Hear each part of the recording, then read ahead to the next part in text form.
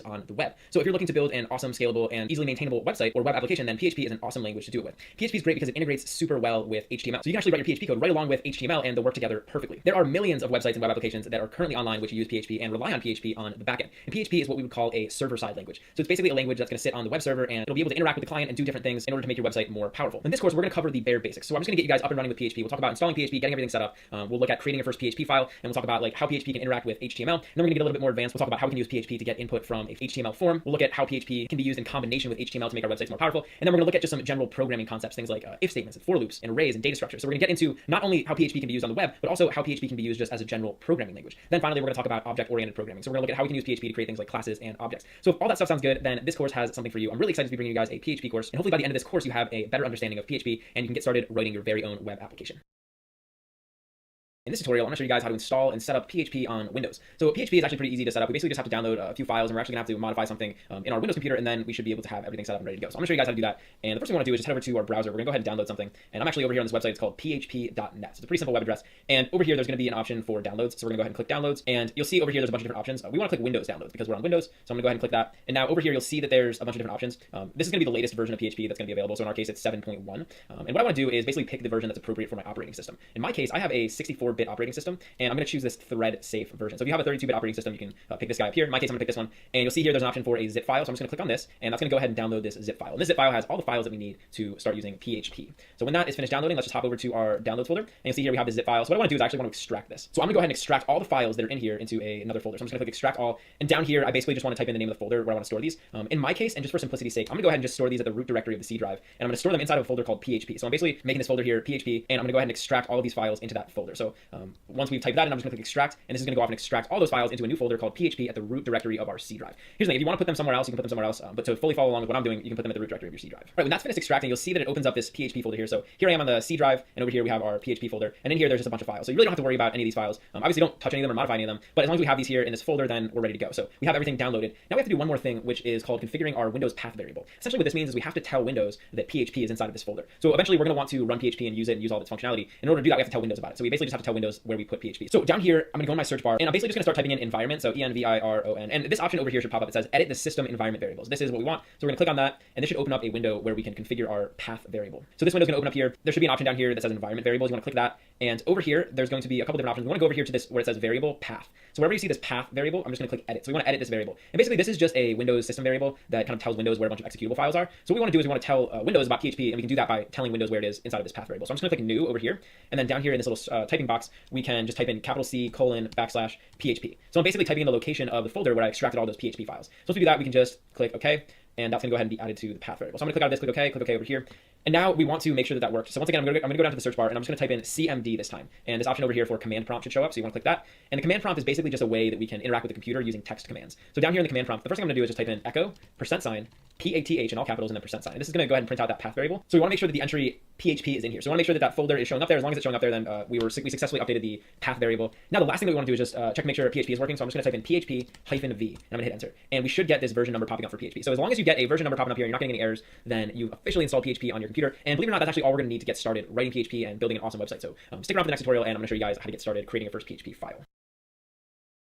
In this tutorial, I'm going to talk to you guys about choosing a text editor for PHP. So whenever we're writing our PHP programs, one of the most important parts of the whole process is going to be the environment where we're writing our PHP code. And really with PHP, it's simple. Any text editor is going to work. Any text editor where you can save a .php file is going to be able to support PHP. So you don't need some special configuration. You don't need some special text editor. Any old text editor will do. Now, if you already have experience working with something like HTML or CSS or JavaScript, then the text editor that you use for those programming languages can be used for PHP. So generally, you're going to be writing your PHP alongside something like CSS or HTML or JavaScript. So if you already have a text editor that you're comfortable with in those languages, then you can just use that same text editor. But if you're new to all this or new to web development and stuff like that, then I'll kind of walk you guys through what your options are. I mean, really, your options range from like the simplest of text editors to something that is like super specialized for PHP. Really, all you need is like Notepad or TextEdit, the simplest text editor that comes with your operating system. But a lot of people will like to use more of like a specialized text editor, something that is designed to support the PHP language, something that'll give you things like syntax highlighting and can maybe even like show you where the errors are in your code. And really, just with a simple Google search, you can find a bunch of different text editors that are designed and support PHP. In this tutorial, I'm going to be using a text editor called Atom, and this is a text editor that was created by GitHub, and it's just a text editor that I personally like to use. And so I'm actually going to show you guys how you can download and install that. But I also do just want to say that just because I'm using this Atom text editor doesn't mean that you have to. Like I said, there's a lot of these different text editors out there, and really, the best text editor for you to use is going to be the one that you're most comfortable with. So what I would do is just do a quick Google search, look up what text editors seem to work for people with PHP, and you can kind of get an idea of what you can use. But like I said, any old text editor is going to work. So I'm going to go ahead and download the Atom text editor. So if you don't really care what you're going to use, then you can just follow along with me, and we'll be using the same text editor throughout the course. So I'm going to come down here to my web browser, and I'm going to go ahead and just do a Google search for Atom text editor. And this should pop up here. It's this website, atom.io. So I'm just gonna click this, and depending on the operating system you're using, a option should come up here for downloading it. So if you're on Mac, this would say like download OS X. I'm on Windows, so I'm just gonna click this, and it's gonna go ahead and give me this atom setup.exe file. So I'm gonna go ahead and run that now that I downloaded it. And you can see over here, it's starting to install on my computer. So basically all you need to do is wait for that to download, wait for it to install, and you can go ahead and start using it for the rest of this course. But like I said, you don't need to use this text editor. That's just the one that I'm gonna be using. And I wanted to give you guys kind of an option if you don't, really have a preference. But what you should do is find a text editor that you're gonna be comfortable with going forward, especially if you're gonna be writing a lot of code. So yeah, that's kind of, the basics of choosing a text editor. So hopefully that makes sense. And hopefully you guys can find a text editor that you can use for the rest of this course.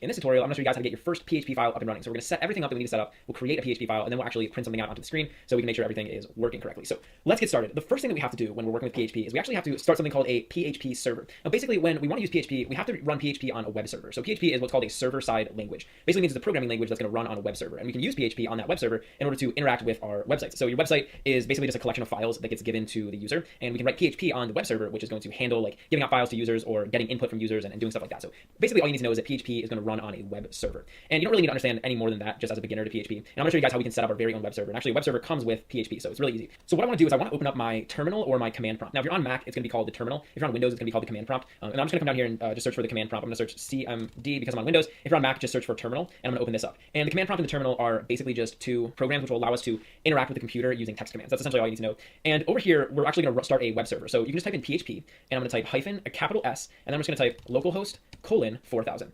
And then I'm going to click enter. Essentially what we're doing here is we're creating a web server. So we're using PHP, and PHP is going to create like a little web server for us. And as a beginner to PHP, this is essentially all you need. So we can use this server that PHP is going to create for us in order to run our PHP files. You can actually use a different web server if you want. Setting up another web server on your computer is going to take a while, and you're going to have to do a bunch of configuration. You're going to have to download a bunch of things. So as a beginner, the easiest way to get started is to just use this PHP hyphen capital S localhost 4000 command. And you'll see over here basically just says PHP 7.1.11 development server started. So this is like a little web server that we can use.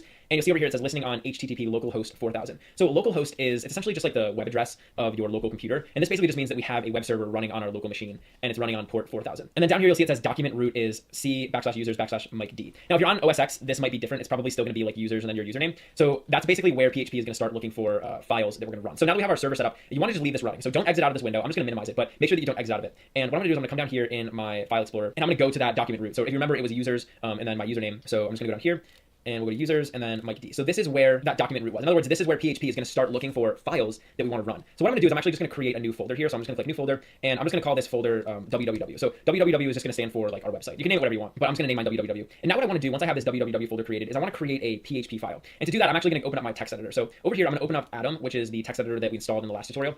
And if you're not using Atom, then you can just use whatever text editor that you want. It doesn't really matter. And in here, I'm basically going to import this folder. So I'm just going to come up and say file, and I'm going to say add project folder. And now we're just going to go to users Mike D, and then we're going to add this www folder. And this is basically just going to let me see it while we're developing. So I'm going to click select folder. So now we have www over here in our little navigation window. And I'm going to right click and I'm going to click new file, and we want to create a PHP file. So I'm just going to create a PHP file, and I'm just going to call it site.php. And you can name this whatever you want. It doesn't matter what you name it. I'm going to name this site, and you need to have this .php extension. So I'm just going to click enter, and this file is going to go ahead and get created for us. So once we have this file open, now we can start writing some code. And here's the thing about PHP is very tightly coupled with a language called HTML. And HTML stands for hypertext markup language. It's basically a language that we can use to build websites. So if you've ever built a website before, then you've used HTML. Now, in order to program in PHP, in order to really get everything you can out of PHP, you're going to want to have a good understanding of HTML. By no means do you have to be an expert at HTML, but you should at least understand like what HTML is and how it works and sort of what's going on. I'm just going to kind of assume that you guys have a basic knowledge of HTML. And if you don't know anything about HTML, we actually have an entire course on it here on Draft Academy, so you can check that out. But for this course, I'm just going to assume that you already understand the basics of HTML. So I'm not going to be going over HTML basics. I'm just going to assume that you know it. So this PHP file over here, site.php, this is actually very similar to an HTML file. So essentially, we can write HTML inside of this file, and it's going to work just like it would work with a normal HTML file. For all intents and purposes, a PHP file and an HTML file are the same. It's just that in a PHP file, we can write PHP code. But everything else is pretty much the same, so it'll work the same. So what I'm going to do is I'm actually going to come over here and just set up a basic HTML skeleton. So here we just have this very basic skeleton for an HTML page, and inside of this HTML page, we're actually going to write our PHP code. So whenever we want to write PHP code inside of an HTML file, we actually just come down here, and I'm just going to come down here into the body, and we can create special PHP tags. So everything in HTML is a tag, right? So anytime that you're like laying out something or you're doing something, generally you're doing it inside of a tag. And we can create a PHP tag, and inside of that PHP tag, we can write our PHP code. So a PHP tag is very simple. I'm just going to make a less than sign, I'm going to make a question mark, and I'm going to type out PHP, and then I'm just going to make a couple new lines, and you'll see down here we need a question mark and a greater than sign to end it off. So anything that I put inside of these tags is going to be considered PHP code, right? And I'm just going to show you guys one simple PHP instruction that we can write, and then in the next tutorial we're going to look at some more instructions. But I just want to show you guys like how we can basically set this up and make sure that everything's working. I'm just going to type out echo, and I'm going to make an open and close parentheses, and I'm going to type a semicolon after this. And in here I'm going to make an open and close quotation marks, and I'm just going to type out hello world. So I'm saying echo hello world, and this is actually a PHP instruction. And what this is going to do is it's going to print something out onto the screen. So what we can do now is we can save this file, and remember over here I still have my PHP server running, and it's saying document root is users Mike D, and it has this address up here, localhost 4000. I'm going to go ahead and copy this, and we're going to put this into our web browser. So I'm going to open up my web browser. In my case, I just have Google Chrome,